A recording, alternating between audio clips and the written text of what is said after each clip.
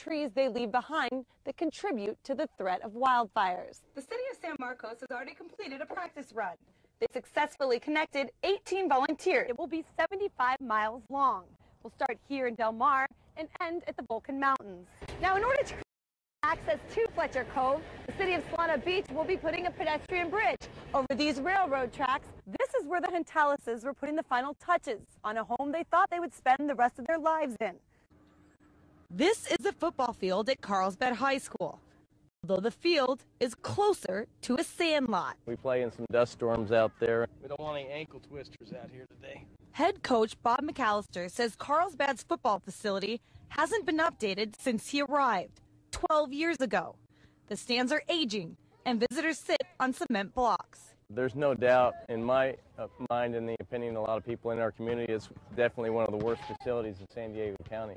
But it's not just the field that's outdated, it's the entire school. Bathrooms, classrooms, even the band room.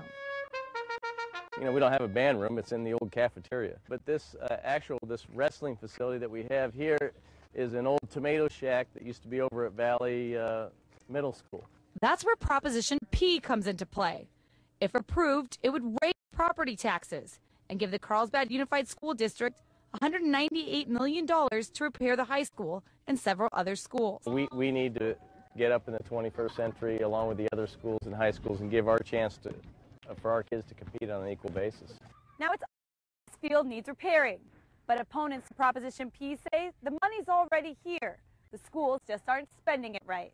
In the state of California, a budget for education last year was $56 billion, with a B, billion dollars.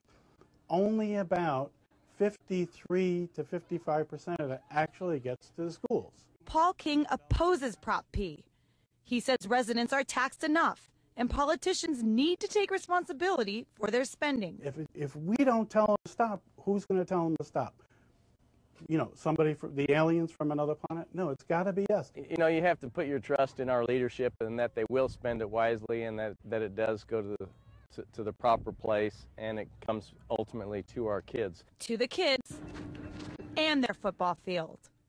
At Carlsbad High School, I'm Mary Hensley. Cassie Belk is a freshman at Carlsbad High School, but she plays on the Lancers varsity volleyball team. I really want to build up my strength for hitting and stuff and learn actually all the positions. So she joined the new Velocity Sports Performance Training Center in Carlsbad.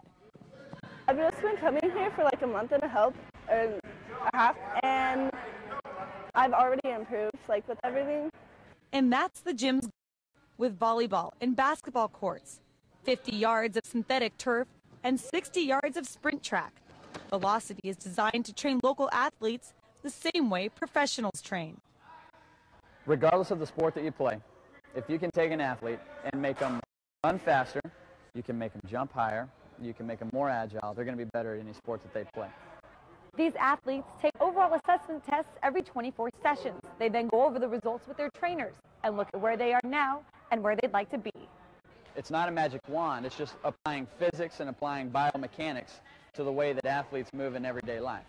CJ Dimry is one of those athletes. He just completed his first assessment test. He improved. He went from 5.7 to 4.93, which is another great improvement. It makes me feel like I'm lighter on my feet and I can go a lot faster. Skills that will help CJ reach his ultimate goal. A football player. And help Cassie continue on the varsity volleyball team. In Carlsbad, I'm Mary Hensley. Good afternoon. You're watching Time Warner Cable Headline News. I'm Mary Hensley. There's good news for North County commuters. This week, your drive should be a bit less hectic. The newest edition of the 5805 merge is finally open. The new bypass in Sereno Valley makes this heavily traveled portion of the freeway now 21 lanes wide, giving drivers a much-needed break. If you've ever broken down while driving on the freeway, you know just how scary it can be. Now San Diego drivers can get roadside assistance without leaving the safety of their vehicles. The San Diego Service Authority for Freeway Emergencies, also known as SAFE, launched a new mobile call box program.